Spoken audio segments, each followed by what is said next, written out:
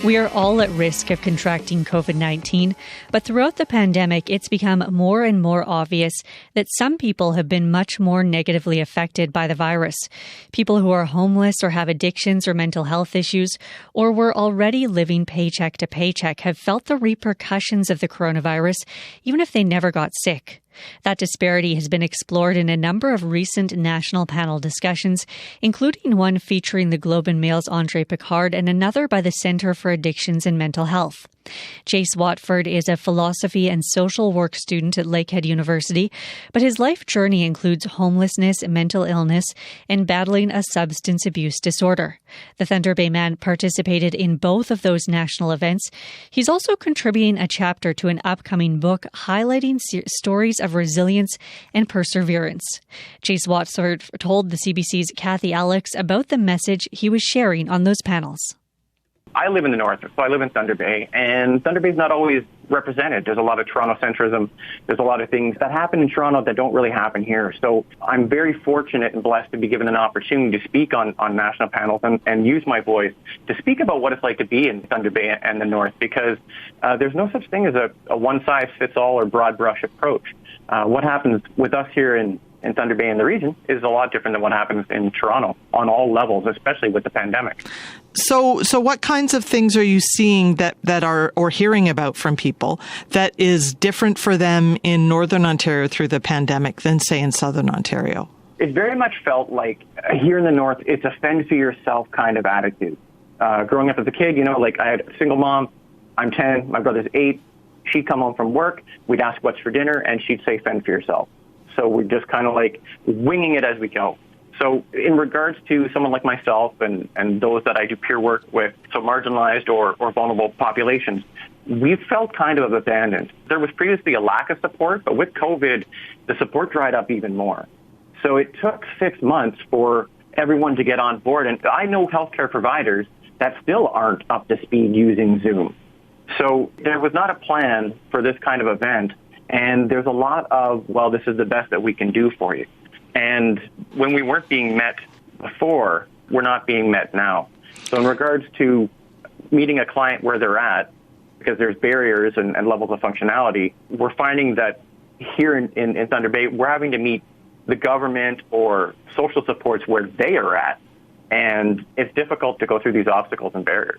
So give me a sense of what would have dried up, because you talked about, that the pandemic came and any of the supports that might have been available or the access to treatments that were available kind of stopped, dried up. Can you give me some examples?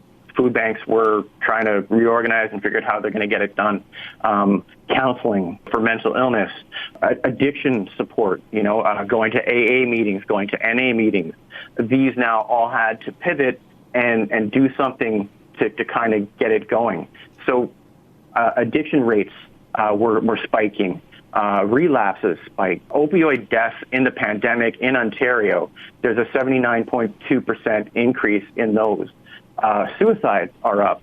When you've got mental health and addiction issues, isolation will kill you. And now we're being forced to isolate without the support. Without the support, it became extremely complicated. So it seems like anything that was face-to-face was shut down. So a lot of things pivoted to being online. What kind of success and what kind of challenges did that present? Again, it's meeting a client where they're at. So what is their digital literacy? Are they capable at being able to go online? Do they have the compatibility? Do they have the Wi-Fi? Do they have a tablet? Do they have a laptop? So some agencies are providing those sort of things. But there's an even bigger issue, I think, in that is the space you're in safe? So if you're trying to access services from a counselor and it's only via Zoom and you're in your home and you have to talk about, let's say, domestic violence and the abuser is in the home with you, you can't openly share without putting yourself at risk, or even talking about your mental health. It's not safe and it's not private. So people can hear you talking about it and you're kind of exposed and vulnerable, and it really exacerbates any kind of anxiety or paranoia if you've got that going on already, but it also can create new ones. Does it turn into generational trauma? Is this something that we're going to pass down to our kids and our kids' kids? I'm also thinking that even just finding help, the way you find help might have changed during the pandemic, because so many times we learn about, a good counselor or a good workout routine or, whatever, anything that helps us cope with daily life by talking to people and sort of casually talking to people. And that's something that we haven't been able to do so easily. And I'm imagining that is probably an even bigger problem if your whole world is built around those casual interactions because you're not going to a job or you don't have a stable place to live, that kind of thing. Oh, I mean, I had to reopen a Facebook account just so I could find out what's going on. It's a lot of phone calls. It's a lot of emails. It's a lot of diligence on my end to just find resources. And it's always been an issue in that social services act as silos, like a farm silo. It's one silo on a farm and the next silo is super far away. A lot of mental health services and social service agencies act as silos, and they're not very well connected. The agency knows what the agency is doing, but there's not a lot of communication. We're getting a little more social navigation as a role and more kind of community connectors, but the hand doesn't know what the foot's doing half the time. So it's a lot of frustration and a lot of phone calls to just find out. And I get a lot of I don't know, but I'll look into it. So I'm glad there's willingness that people are willing to look into it. One of the things that's come through in the pandemic is definitely the financial disparity that surrounds us. That, if you can work from home, you were safer. If you had a job where you could continue to work from home, that meant you had a stable paycheck, so life could continue fairly evenly. I know that the CERB benefit from the federal government was around $2,000, but Ontario Works is only $733. What should we learn from that? Well, I'm hoping for some equity. That would be nice. If you are trying to work on your psychological needs and your basic needs aren't met, your psychological needs don't really get fixed. Not necessarily a basic income, but having enough money to be able to put food on your table is a big thing. Because COVID hit everybody. So the suffering on this one is universal. So if there's a positive in this, a lot of individuals have walked a mile in our shoes. Now they don't have a job, or they have to stay home with their kids because the kids aren't at school and they can't work. So there's been suffering all around. So I think everyone's kind of feeling the crunch. If anything, it creates a bigger set of awareness as to what we need as people to make things successful in the future. Whether or not anything gets done, I don't know. Suffering is universal, and I think healing is also going to be something we kind of pull together and make universal also.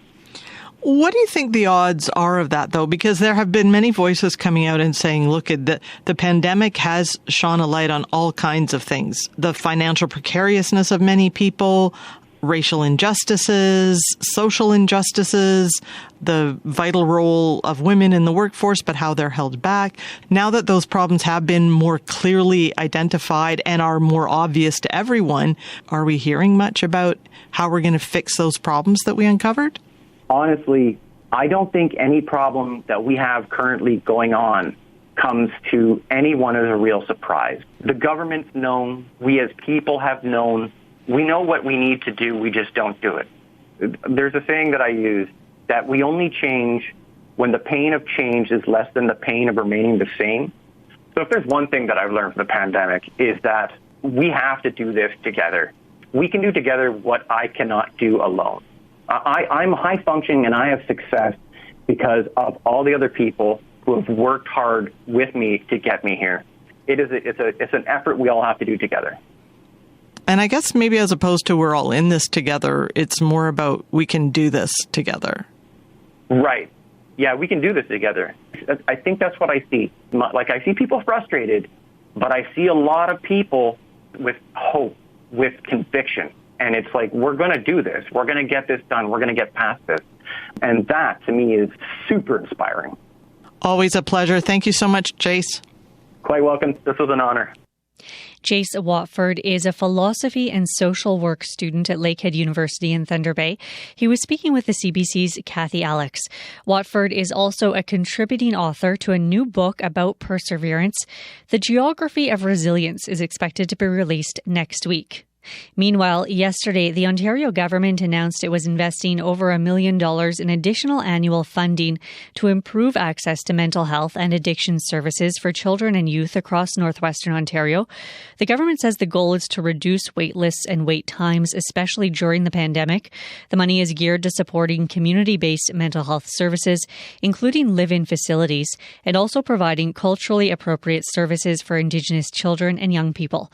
The government says it is building on funding which is being used to hire 6 psychiatrists through a partnership between the Thunder Bay Regional Health Sciences Centre and St. Joseph's Care Group with satellite service locations across the region.